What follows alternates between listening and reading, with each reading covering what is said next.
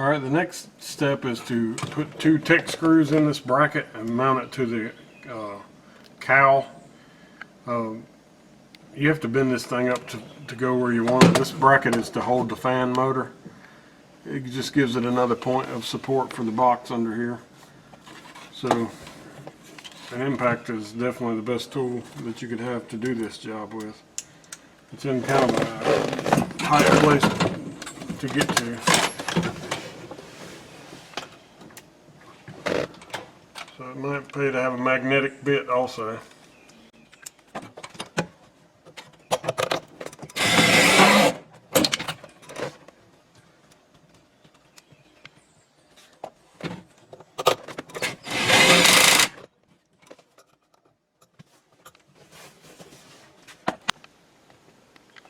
Alright, it says now to take the evaporator support bracket, which is this thin black bracket here, and attach it to the top of the evaporator with a number 10 screw that comes in the bag, and use the Tech screw to attach it at the top.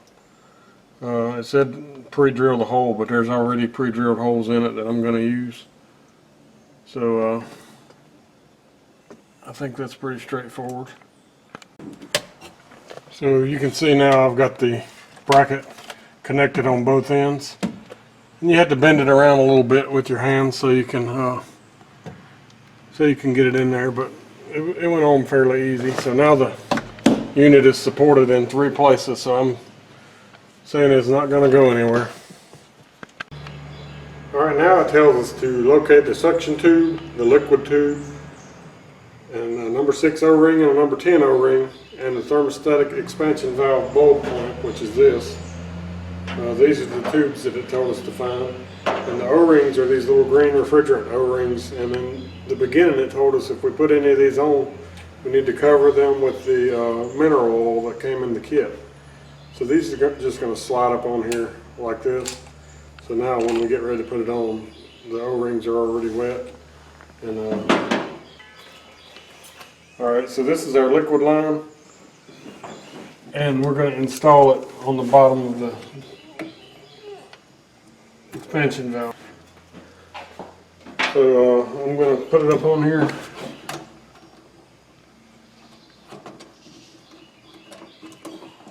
It's kind of in a difficult place to reach.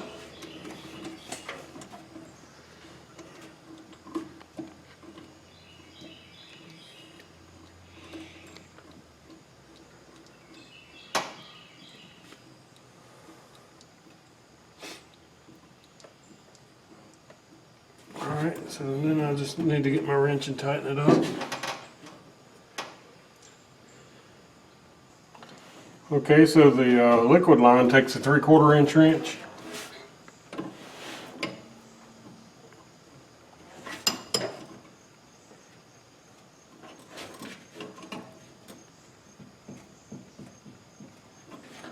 I'm just going to snug that down real good. And the suction line takes a 1 1/16 inch wrench. Again, I'm just going to snug it down real good. It's got to be tight, but you don't want to break it. And then it says locate sensing coil to thermostatic expansion valve using the bulb clamp attached to the suction tube. So this is your sensing bulb. We're going to be attaching it right here with this clamp, just like this. So now that's attached to that bulb so it can sense the temperature of the tube as needed.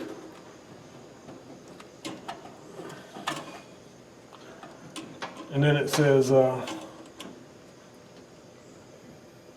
you got to be real careful. It needs to be clamped in the correct spot, and that is the correct spot according to the picture. And then it says wrap the suction tube and sensing coil with refrigerant tape as provided, so be sure all of the exposed metal is covered. So we're going to use this refrigerant tape and wrap that.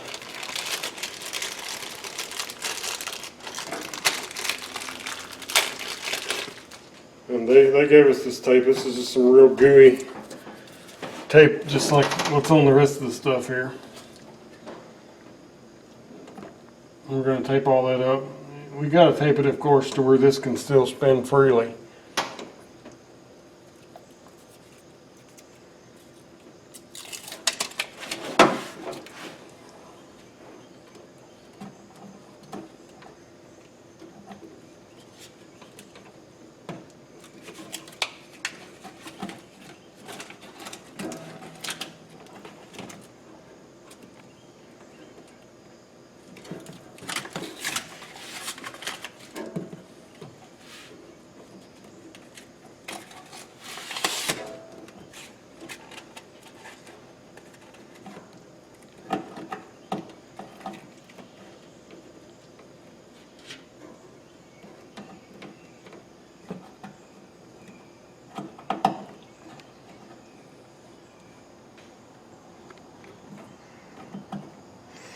Alright, I believe we've got that pretty good.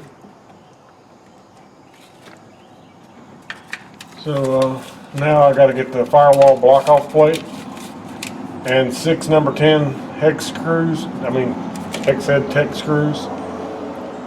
And I'm going to put the cover over the firewall here.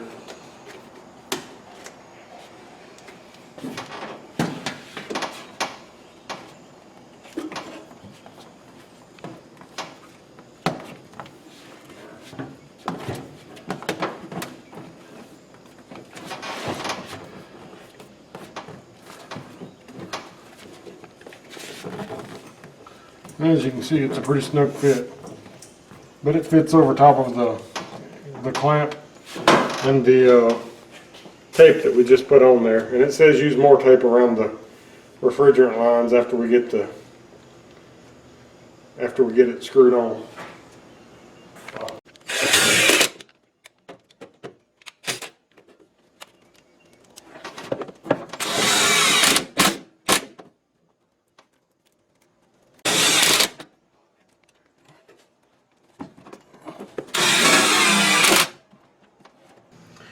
Okay, so I got the firewall block off cover put on, and it says use your extra refrigerant tape to go around the holes to insulate from the firewall into the cabin of the car. And that's what I did. I went around all the spots. So. Okay, the next step says route the main harness across the front of the blower and resistor and blower motor.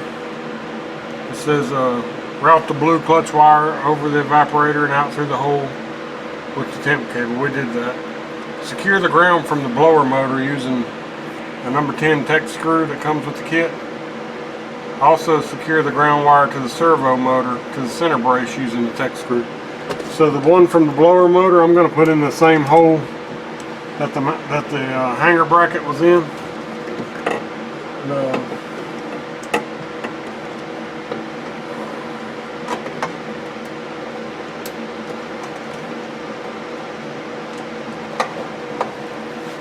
That's already a good ground, and it reaches perfectly to that. That way I'm not putting any extra holes anywhere that I don't need. And the ground wire for the servo motor is the one they're talking about right here in the middle. It's these little wires here. So it says mount it to the center brace. There's a brace that holds the dash right behind here. And I'm just going to use one of the tech screws to secure it to there.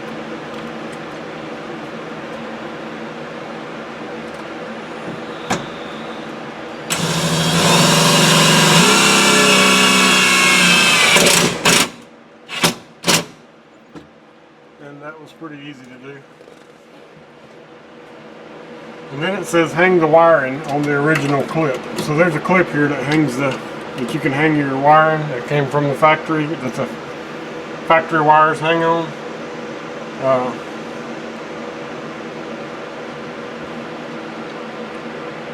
So now it says attach the two blue wires from the micro switch to the blue pigtail located next to the face heat door crank arm, referred to the wiring diagram. Those are over on the left side there. You have to access it from the driver's floorboard. I'm not going to go through all the wiring specifically. It was kind of difficult to find, but there's switches over there, and the terminal that you have to hook one of them to is on the back side, so you can't see it from the front. It took me a while to find it, but it's pretty straightforward. You just follow the drawings. The drawings have every wire and every switch. Alright, the next step tells us to put the cable in the third hole from the bottom of this pivot arm. I did that, and you also have to put in a number 8 screw that comes in the kit in this hole that's pre-drilled on the bottom to mount the cable. And as you can see, it's mounted and it's working properly. Alright, next it says to locate the two round ball louvers. And in my case, I've decided not to use the ball louvers because I didn't want to cut holes in my dash. So I ordered these separately that mount under the dash for each side. And that's what I'm going to use. And it says get your 2-inch hose. One of them is 48 inches and one's 36. And put them around, put them on the back of here. And then use a tie wrap to secure them. So it seems like they fit pretty well. Alright, so I'm going to be mounting these under dash vents that I bought extra, and they don't come with holes in them, but they come with tabs sticking out. So I'm going to pre-drill some holes, and I'm going to use Tech screws to attach them to the bottom of my dash.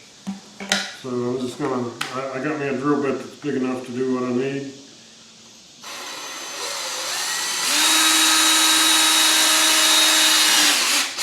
I'm drilling through a block of wood so I don't dull my bit on the floor.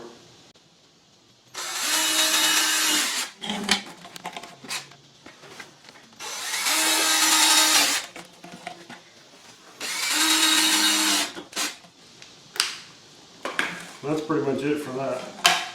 Now I'll be mounting them under the dash.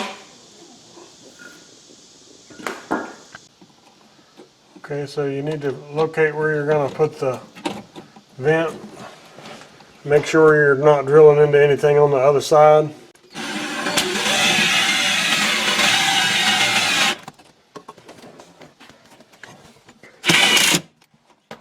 Alright, and then of course turn it the way you want it to be.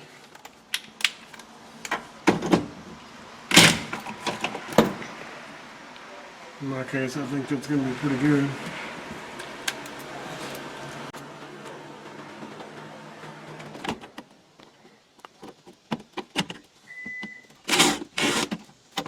Alright, so I got a bad screw.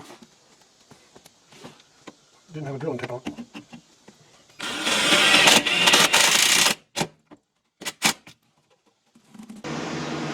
Okay, so I got the two side vents installed and the ducts connected. I've got to tie them up so they're not visible. It's pretty difficult to connect the smaller side tubes to the top of the unit once it's installed. But I don't see it. You couldn't do it before it's installed, I don't believe. But now I'm going to put the one in the center of the dash below the heater unit.